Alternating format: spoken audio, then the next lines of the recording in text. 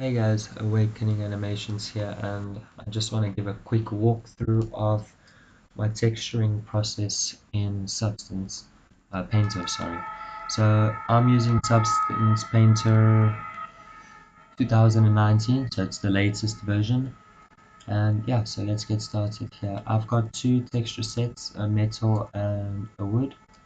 So my wood has a handle as well here.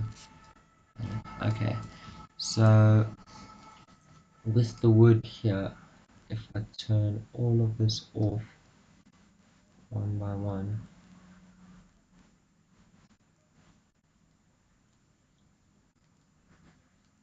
okay, so here we go. So the first thing I did was I grabbed the iron raw metal here. So just type in metal, and here is iron raw. So I just drag and drop that in here, and this is kind of what you get off the bat with this.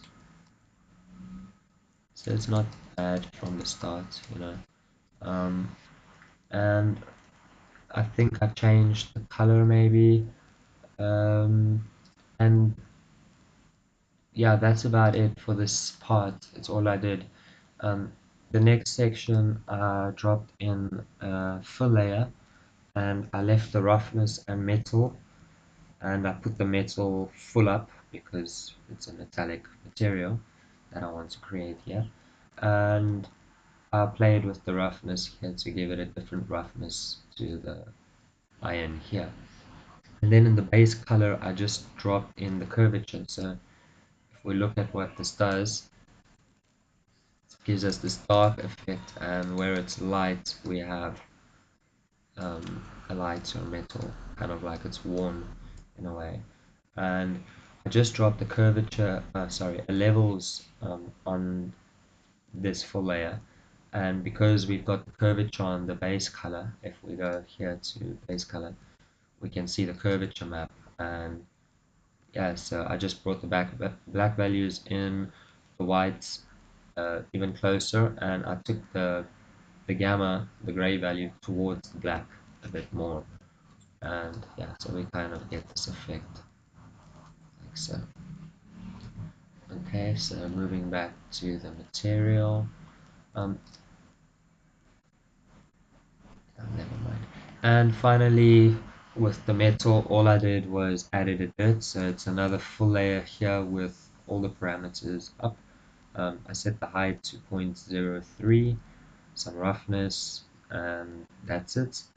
On here, I dropped a dirt mask, so just a generator. So you put a black mask, a generator, and choose the dirt.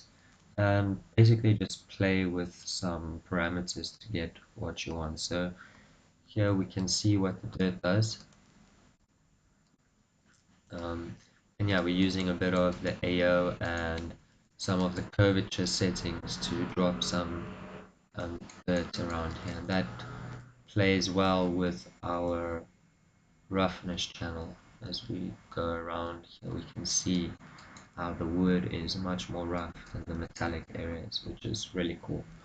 Okay, so that's our dirt. And finally, when I export this, I want two versions. So one that's going to be just plain like this, and another mossy version. So I just created a moss here, and that's how my moss is looking. And basically, once again, I just searched here for moss, and I got this moss material here, dropped it on, and played with no, I'm lying. I put in a mask and used the dripping rust built-in smart mask, and just played with all its parameters to get this mossy effect like that. Okay, so I'm gonna keep that off for now. We'll come and put it back on soon. So let's get to the wood here. This is where things are a bit more elaborate, not that much, but anyway. So I just want to name this. This is the handle folder. So yeah, see that's the handle there. So let's have a look at the wood here. Let's drag this up, drag this down. So okay, so within the wood we've got few layers, so once again not too much. So this is my original normal map coming from Blender. I just sculpted this and baked it in there and brought the normal map in here. So once again I just looked for a wood here, so I searched wood, and I like this wood old, so I just drag and drop that on here, and I rotated it to fit my screen. Sorry, I got a bloody helicopter here. So yeah, I rotated it to fit my lines here that I have, and yeah, played once again with some of the parameters here. Um, so like the noise, I didn't touch any of that. The balance, I didn't touch. So yeah, I didn't really touch anything within the parameters of this guy. And the next thing I did was, this is a texture I found on CG Textures. So here it is here. It's a red wood. So I dropped this on, and it's very subtle. You can see it around here. So if I remove it and bring it back, and actually we can bring the effect up. So it's 34. That's the effect we're getting with this. So I'll just take that back to 34. It's just a bit of color variation, and yeah, it's basically just that map there, and yeah, I just played with the blending mode and the opacity. So we've got a light and dodge here and 34 opacity. Okay, so the next step I did was bringing in a curvature. So within the curvature again, I dropped it into the base color. It's a paint layer, a full layer, sorry, not a paint layer. Put the roughness really high, put the curvature of the wood in the base color, and then I went in and added levels on the base color. So this is giving us this effect here. So if I take this really high, okay, so it's very, very ugly and weird um, with this high intensity. But yeah, so I played with the levels here, and then I brought in an HSL, and I just brought the U up to get this kind of yellowy effect, and finally dropped down to 7 over here. And it's once again subtle, but it brings quite nice variations and kind of where like the wood is a bit old on certain places. So yeah, I like that. It's quite cool. Next thing I did was bring in the paint here. So this is our paint. Um, Basically what I did here was I created our paint by giving it a color, some height, some roughness, and all that good stuff. And I went in here and I found a nice stencil, or alpha actually. So I took this triangle linear gradient alpha and used that on my brush. So this guy should be on my brush. Just need to remove this grayscale here. Okay, so here you can see that, and then I turn projection on here, or the stencil, and if you place that guy within the stencil, so let's take this up here, so drop that in there and remove it from our brush that's already there. So now we can use the stencil here with S, and using our middle mouse button, right click and left click to scale and stuff. So that's basically what I did. I lined it up something like so, and turn symmetry on here, and then you just paint. Okay, and I got my paint effect. Okay, so let's turn this stuff off again here, go back to a normal thing. Okay, and to get this kind of breaking up effect on the paint, went onto the mask here and just manually grabbed some alphas and just remove things. Yeah, we could have done this procedurally as well, but I just went with the hand method. So that's what we end up after adding the paint. And once again, materials better, much better.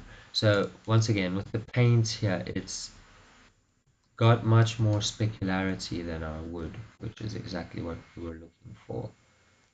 Okay, so that's cool. And if we zoom in close here, it's it's lifting off, it's sitting on top of the wood, which is more realistic as well.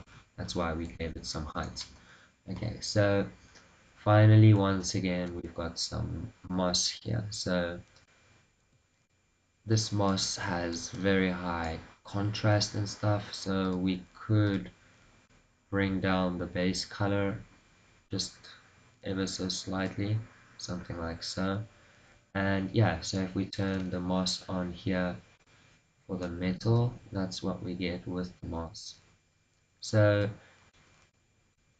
that's for the wood and the metal, and here I've got my handle as well, which is quite a quick one actually.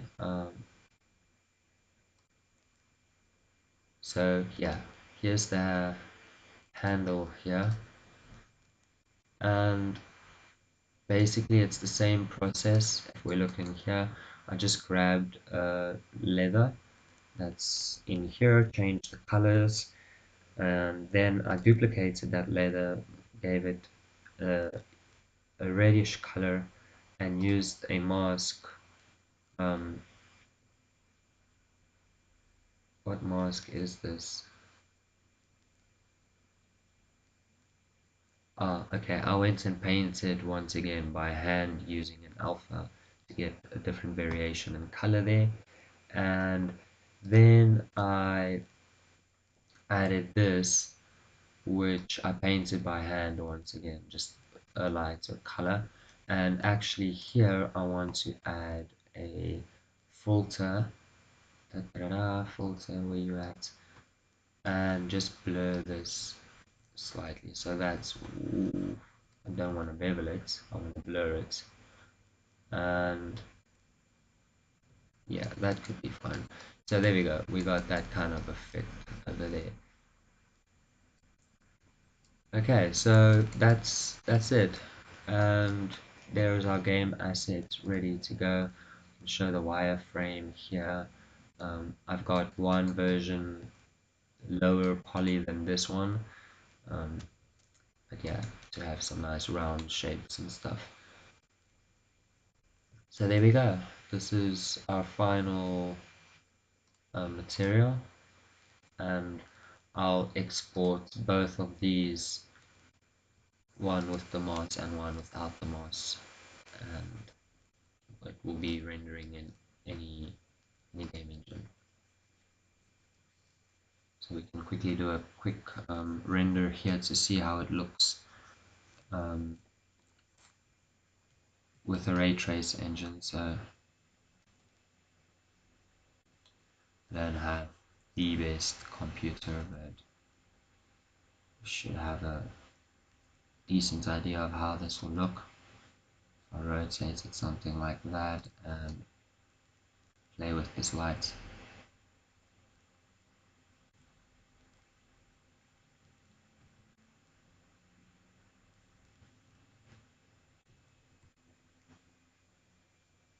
Sorry, I was holding the wrong button there. So I want the light to go.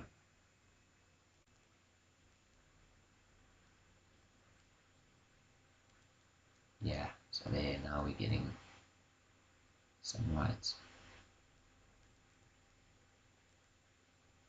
I'm gonna stop it here and take it again. Got some lag here.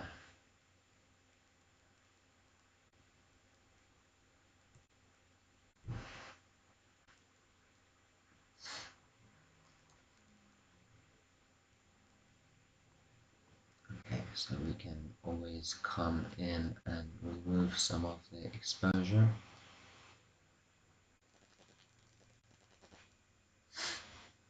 and now we can just let it run for a few seconds here.